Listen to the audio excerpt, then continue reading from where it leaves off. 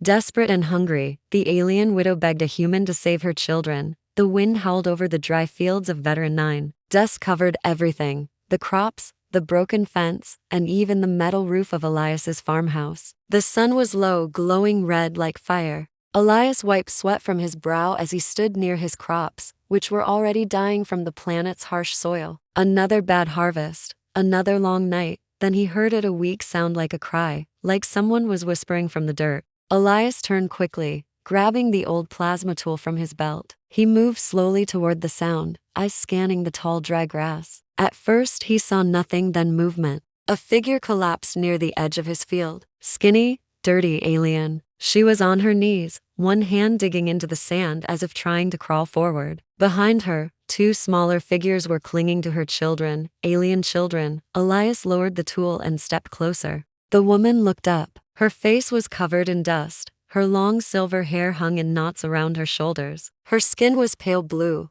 cracked and dry. Her lips trembled. "Please," she whispered. "My children, they are hungry." Elias froze. He had never seen an alien woman this thin, this desperate. He had seen refugees, beggars, but not like this. There was something different in her eyes. She tried to speak again. I'll work your fields. I'll clean. I'll warm your bed if you want. Just feed them, please." The words hit Elias like a punch. He looked at the two children, no older than 6 or 7. One had tears running down his cheeks. The other lay still, barely breathing. "You don't have to say all that," Elias said quietly, stepping forward. "Come inside." The woman hesitated, then shook her head. "I must give something. No one helps for free." Elias knelt beside her.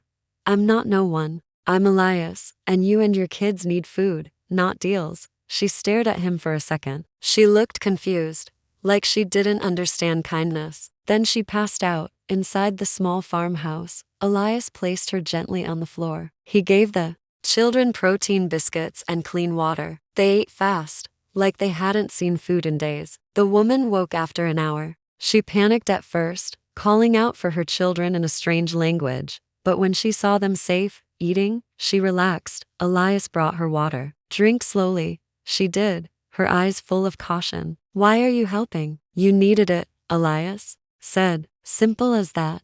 She looked down. "My name is Solari. I escaped, walked for 2 nights. No one would give food. They said my kind deserves to starve." Elias frowned. "Who said that?" She didn't answer, just whispered. "My mate was taken, my home destroyed. I had no choice." Elias didn't ask more. He could see the pain in her face. It wasn't the right time. That night, Elias made the children a bed from old blankets. He offered Solari the couch, but she stood in the kitchen, not moving. "You fed them," she said quietly. "Let me repay you. I promised I would work. I will do anything. You don't owe me." Elias replied. She looked confused again. "You're human. Humans don't do kindness for free." "I'm a farmer," Elias said, "not a monster." For a long moment, Solari just stood there. Then slowly, she sat down on the edge of the couch. Her body was shaking. "You don't understand," she whispered. "They will come, the ones who took everything from me. They hunt me. If they find me here," Elias looked at her. "Then we'll deal with that when it happens." She blinked. "You mean you'll protect us?" "I mean," Elias said, "you and your kids are safe here. For now." Outside, the wind howled again. But inside that small house on Veteran 9, something different was happening. Not just survival, a spark of hope, a beginning. Elias woke before sunrise. The sky outside was still dark, painted with shades of blue and orange. He stood near the window, sipping from a metal mug, watching the wind move across his fields like ghosts. Behind him, he heard soft footsteps. Solari stood there, her silver hair freshly washed, now tied back. She wore one of Elias's old shirts too, big for her small frame. Her eyes were tired but alert. "You don't have to work today," Elias said. "Rest. You barely survived the desert." Solari stepped forward and looked out the window with him. "No," she said firmly. "I made a promise. I won't be a burden." She walked past him and headed outside, barefoot. Elias stared at the door for a moment, then followed her. She worked harder than he expected. From dawn to midday, Solari dug rows. With bare hands, lifted tools meant for machines, and wiped sweat without complaint. Her hands bled, her feet cracked from the dry ground, but she kept going. Elias brought her water. You'll break yourself. She looked up at him, chest rising. With each breath, I've already been broken, she said simply. This is nothing. Her words chilled him. He handed her a fresh cloth. Tell me what happened to you. Maybe I can help. Solari paused, then slowly sat on the ground. The breeze blew her hair across her face as she spoke. I belong to a noble house, she said softly. Not by choice. They took me after my mate died in war, said I was useful for breeding. They gave me food if I obeyed, pain if I didn't. Elias clenched his jaw. You escaped with your kids? She nodded. They wanted to take them, said they were property. I ran before they could brand them. She looked at Elias now, her voice shaking. You're a human. Why do you care? Why don't you just use me like the others? Elias didn't speak for a long moment. Then he crouched beside her. Because I see a mother trying to save her children. And that's not weakness, that's the strongest thing I've ever seen. Tears filled Solari's eyes. She looked away quickly. That night, she stood in the kitchen again. I want to repay you. Elias sighed. You already did more work than I could have done alone today. That's not what I meant, she whispered. She stepped closer, her hands trembling slightly as she reached out, touching his shirt. I said I'd warm your bed. I meant it. Elias gently caught her hands. Solari, you don't have to sell yourself. Not here, not with me. But I have nothing else, she said, voice breaking. No coins, no land, no skills that matter. You have your will, your courage. That matters. She stared at him like no one had ever spoken to her like that before. Then she stepped back and looked down. I don't know how to live without being owned. Elias's voice was quiet. Then maybe this place is where you learn. Later, Solari checked on her sleeping children. Their stomachs were full, their faces finally calm. She sat on the floor beside them and whispered a promise in her native tongue. Elias stood in the hallway watching. The children were healing, but Solari she had lived like a tool for too long. Now she didn't know how to be anything else. The next morning, as Elias was preparing equipment, Solari approached him with a new look in her eyes. Teach me, she said. Teach you what? Everything, she replied. How to plant, fix, fight if I must.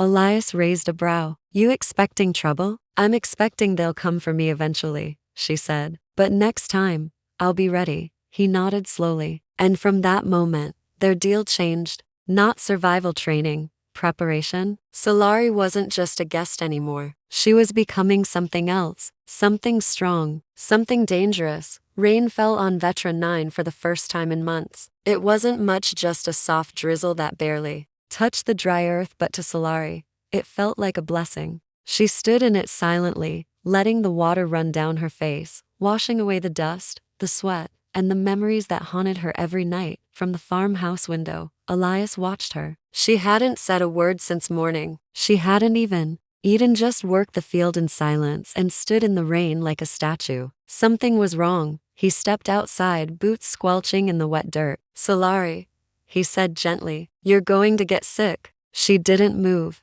didn't blink. I used to love the rain, she whispered. Back on my world it smelled like flowers. Here it smells like metal and dust. Elias moved beside her, holding out a cloth. Come in, dry off. You've done enough today. She finally turned to him. Her eyes were dark with something. After the child fell back asleep, Solari stayed there, stroking her hair. Elias finally spoke. What happened to their father? Solari didn't look up. Killed publicly. They made me watch.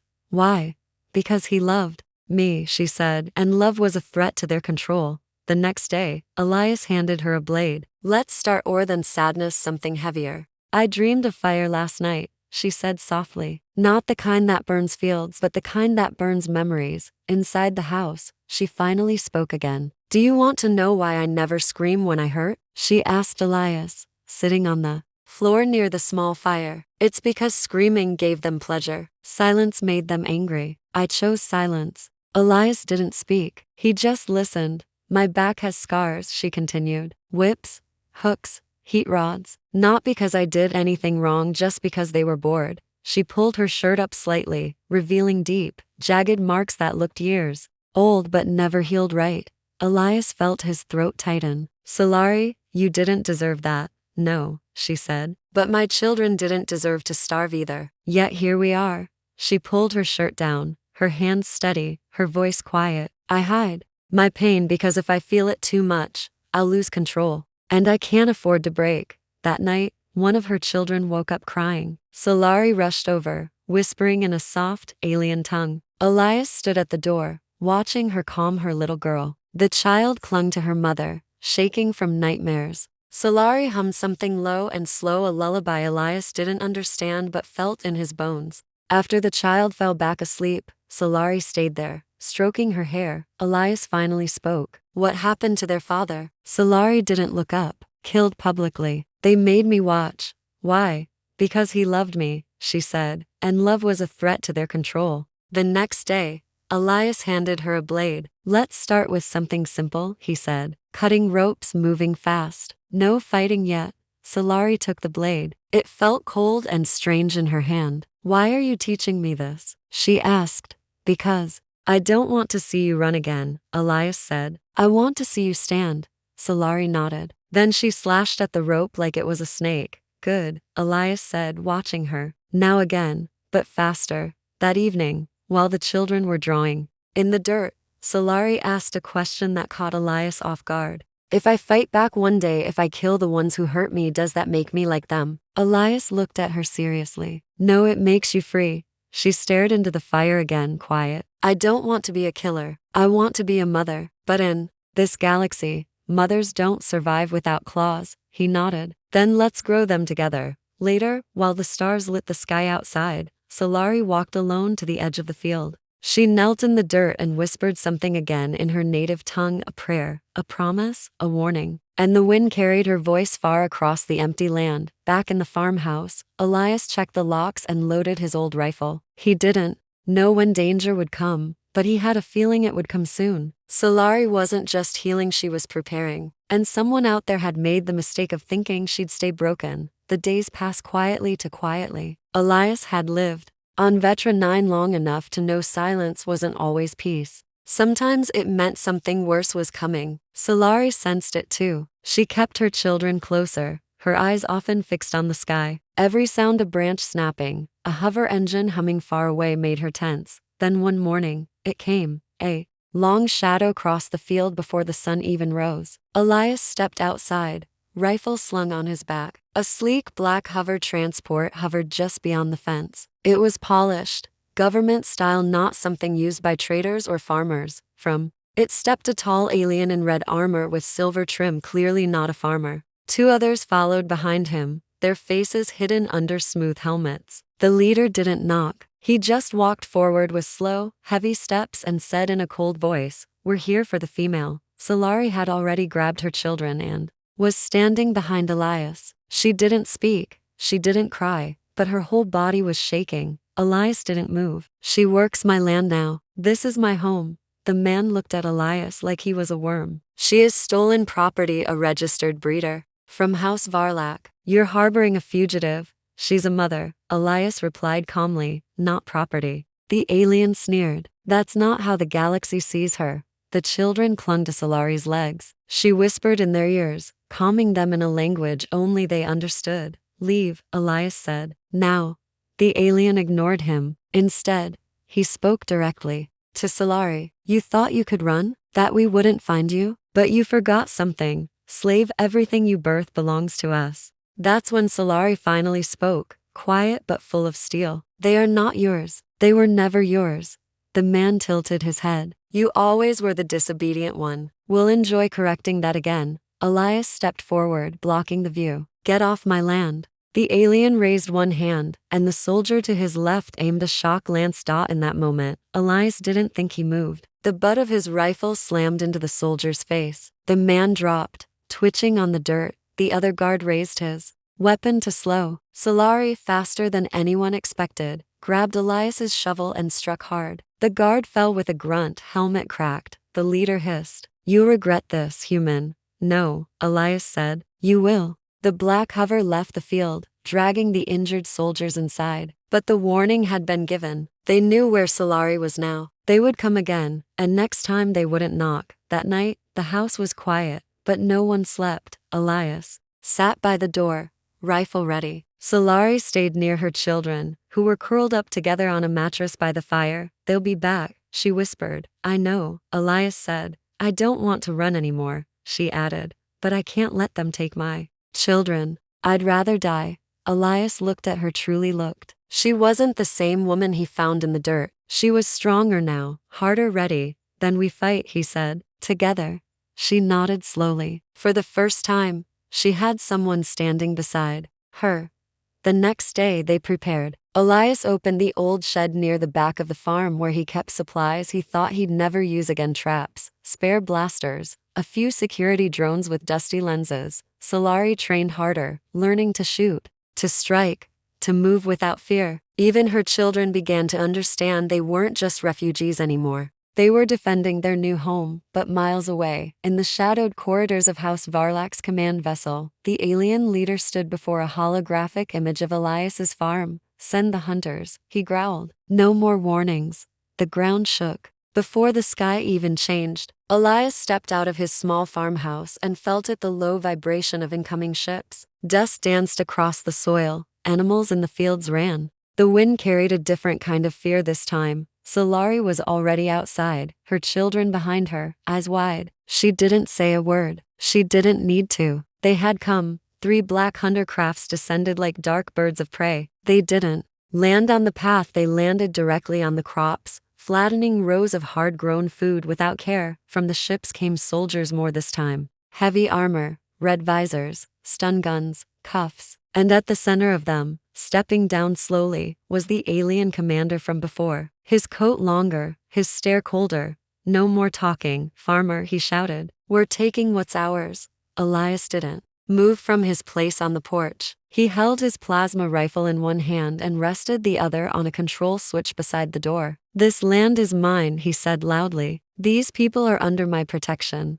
The commander laughed. Protection? You're a dirt-growing human with a broken gun, maybe, Elias said, but this dirt fights back. He flipped the switch. Hidden traps across the field activated. Buried turrets popped up from the ground. Elias's old drones flew from the barn roof, buzzing like hornets with deadly aim. The slavers froze. Last chance, Elias said. Leave. But they didn't. A soldier raised his gun, fired. Elias dodged and shot back. His bolt hit the soldier in the chest, sending him flying into a pile of scorched wheat. Battle exploded. Solari grabbed a blaster and pulled her children into the small bunker they had built behind the house. Once they were safe, she turned, eyes blazing, and ran back out. She was no longer just a mother, she was a fighter. Solari moved like a shadow, fast, fierce, and silent. She used Elias's training, shot with accuracy, dodged attacks, knocked one soldier out with the butt of her weapon, and grabbed another's stun rod like it was a toy. Elias covered her from the porch. Blood ran from his arm, but he didn't stop. Every time a soldier got too close to Solari, he picked them off. But they kept coming. More kept coming. A blast hit one of his drones. Another hit the edge of the house, blowing a hole in the wall. The farm was turning into a war zone, and still they stood. Solari was dragged down by 2 soldiers. One grabbed her throat. The commander stepped forward, smiling coldly. I told you this would end badly, he sneered. You should have stayed in your cage. Solari growled. Then put me back yourself. And she did something no one expected. She bit the soldier holding her hard. He screamed. She grabbed his dropped blade and slashed upward, breaking free with blood on her lips and fire in her eyes. She charged the commander. At the same time, Elias ran out of ammo. The last drone fell. The last trap triggered. And the field fell silent. Again, except for the sound of one man's boots crunching over scorched soil. The commander stood before Elias, now bruised, but smiling. You're just one human, he said. Elias met his eyes. That's usually enough. But then boom, the commander dropped. Solari stood behind him, breathing heavily, shaking with fury. Smoke rose from the weapon in her hand. She stared at Elias. I didn't want to kill again, she whispered. Elias slowly nodded. You didn't do it for revenge. You did it to protect your home. She looked down at her hands, then at him. Is that what this place is now? She asked softly. A home? Elias didn't answer with words. He just opened the door and let her walk in first. That night, the children slept soundly for the first time in weeks. Solari sat beside the fire, her body sore but her heart still beating strong. Elias cleaned his wounds and handed her a drink. She took it, but before sipping she said, Thank you for standing with me. Elias smiled faintly. No thank you for standing back. And outside the quiet house, the land slept to scorched, bruised, but still standing, just like them. The sky above Veteran 9 had changed. It used to feel heavy, like something pressing down on Solari's shoulders. Now it felt open, as if something inside her had broken free, but not in a bad way. For the first time since her escape, she could breathe without looking over her shoulder. Still, the scars didn't fade overnight. Neither did the nightmares. Solari woke before dawn, sweat clinging to her skin, her hand reaching out in panic. She had dreamed of cages again, cold walls, screaming voices, chains that bit into her wrists. She sat up, heart pounding, but stopped when she heard a soft snore beside her. Her children safe, warm, fed, alive. She closed her eyes and placed a hand over her chest. I won't be that woman again, she whispered to herself. Never again. Later that morning, Elias found her in the field, not working the crops, but training. She had taken the old plasma staff and was swinging it through the air, again and again. Sweat dripped down her back. Her movements were sharp, focused. Elias didn't interrupt. He just watched. Every motion was filled with something deeper than strength. It was rage. It was love. It was survival. When she noticed him, she stopped. I want to be ready next time. There might not be a next time, Elias said. There will be, she replied firmly. Men like that don't give up. They began training more every day. Solari learned how to disarm weapons, how to move silently, how to fight with both hands. She practiced until her muscles ached and her feet bled. Elias gave her everything he knew, and she absorbed it like dry soil takes rain. But she wasn't becoming a soldier. She was becoming something else, something no one had expected. One evening, while her children played near the field, Solari stood by the porch, sharpening a blade. Elias came up beside her. You're pushing too hard, he said. She didn't look at him. Pain is nothing new. That's not what I meant. She stopped, lowered the blade. I don't know how to rest, she admitted. Rest makes me remember what it felt like to be helpless, weak, used. You're none of those things now. She turned to him. But I was. And if I stop moving, I feel her again, that broken version of me, the one who begged. Elias gently placed a hand on her shoulder. You're not her anymore. Solari closed her eyes. A tear slipped down, but she wiped it away fast. That night, the children found a small animal with a broken wing near the well. They brought it to their mother. Solari held it gently, whispering something soft in her tongue. Then she looked at Elias. Even small things deserve to be healed, she said, and Elias saw it. That same fire burning in her now was lighting something new. Compassion, not weakness, but power with purpose. Days later, a traveler arrived at the farm, an old trader, with a broken rover cart. He asked for help with his engine. Elias was busy with the fields, so Solari stepped forward. I'll fix it, she said. The trader looked surprised. You? She nodded, as calm. I'm not just a survivor anymore. And she did fix it. Within the hour, the engine roared to life. The trader stared at her, amazed. You're not what they say about your kind, he said. Solari gave a small smile. I know. As the man drove away, he whispered, the galaxy should fear a woman like her. That evening, Elias found Solari watching the sunset alone. She looked strong, her body tall, her hands scarred, but there was peace in her eyes. What are you thinking? He asked.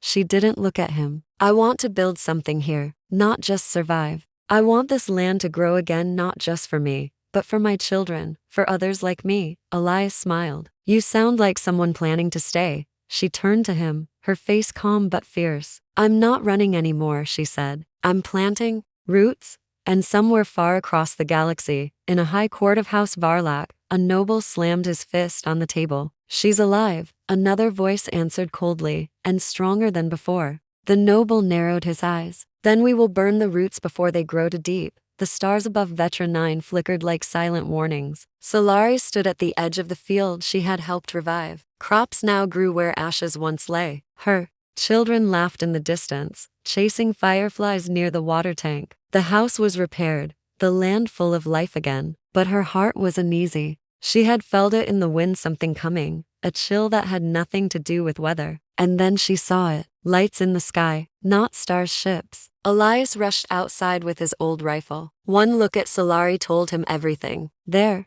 here, she said. He didn't ask who. They both knew. The ships didn't land this time. They circled high like vultures. One of them released a loudspeaker message that echoed across the valley: "Return the breeder and her spawn, or we take them by force." The message repeated in 3 languages. Solari's hands trembled for a moment, but she didn't run. Instead, she called her children to her and knelt down. "I need you both to hide in the bunker, to not come out unless I say so. Do you understand?" The children looked scared, but they nodded. She kissed both of them and whispered, "Mama loves you, no matter what happens." Elias joined her by the porch. He handed her the plasma rifle he had fixed just the week before. "This land is ours now," he said. Solari looked at him, her eyes clear. "And no one takes it from us." The attack began fast. Explosions hit the edge of the field. Flames lit the crops. Drones dropped from the sky, scanning and firing. But this time,